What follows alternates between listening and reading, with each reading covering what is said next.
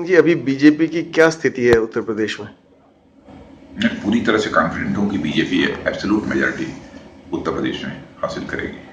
जो आप आज कह रहे हैं, ये 111 मीटिंग एड्रेस करने के बाद कह रहे हैं कि यही चीज आप पहले भी कह रहे थे? नहीं, वैसे मैं तो व्यक्तिगत रूप से मानता था कि बीजेपी को पहले मानता था क्लियर मेजॉरिटी मिलेगी। जी। पब्लिक मीटिंग से एड्रेस करने के बाद मैं इस नतीजे पर पहुंचा हूं कि बीजेपी को एब्सोल्यूट मेजॉरिटी मिलेगी।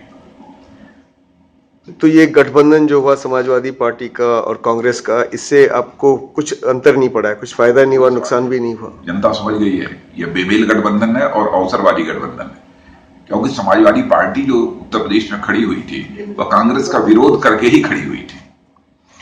आज हम मायावती जी की रैली में गए थे, उन्होंने कहा कि बीजेपी यहाँ पे चीफ मिनिस्टर का चेहरा इसलिए नहीं दे पा रही है क्योंकि जनता त्रस्त है बीजेपी के मिस गवर्नेंस से सेंटर में, तो उनके पास कोई चेहरा है ही नहीं। आप हैं, आप मुख्यमंत्री रह चुके हैं, लेकिन आप होम मिनिस्टर भी हैं, बहुत रिस्पॉन्सिबल काम कर रहे हैं, तो पर कोई और व्यक्ति नहीं है, कोई और नेता नहीं है जो आगे आ सकता था? चीफ मिनिस्ट्रियल कैंडिडेट प्रोजेक्ट करना ये हम लोगों की एक स्ट्रेटजी का पार्ट है।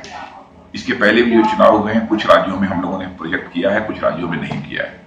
अब जैसे छत्तीसगढ़, झारखंड, हरियाणा, महाराष्ट्र, इन राज्यों में हम लोगों ने चीफ मिनिस्ट्रियल कैंडिडेट प्रोजेक्ट नहीं किया, फिर भी हम लोगों ने सरकार बनाने में कामयाबी हासिल की है। हम लोगों को क्लियर मेजॉरिटी मिली है कुछ स्टेट्स में, और कभी कभी प्रोजेक्ट करके लड़ते हैं। तो इसमें क्या गणित होता है इसके पीछे कि कहाँ प्रोजेक्ट करना है और कहाँ नहीं करना है? वो सब सारी देखते हैं। हर स्टेट में क्या है,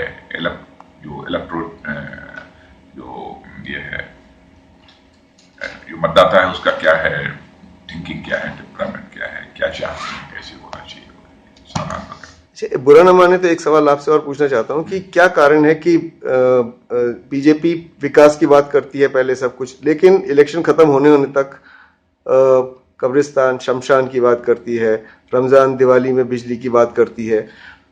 मई 2014 के इलेक्शन में भी बहुत अच्छा इलेक्शन चल रहा था, लेकिन वहां भी पिंक रेवोल्यूशन, गौरक्षा, बीफ की बात शुरू कर देती है। क्या कारण है इसका? नहीं, मैं मानता हूं कि आप ये प्राइम मिनिस्टर का स्टेटमेंट इस बार उत्तर प्रदेश के चुनाव में था, उसके बारे में जानना चाहते हैं।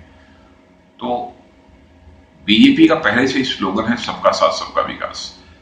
प्राइम मिनिस्टर का केवल उद्देश्य यह मैसेज देना था कि हम कास्ट, क्रीड अथवा रिलीजन के बेसिस पर कोई डिस्क्रिमिनेशन नहीं करें।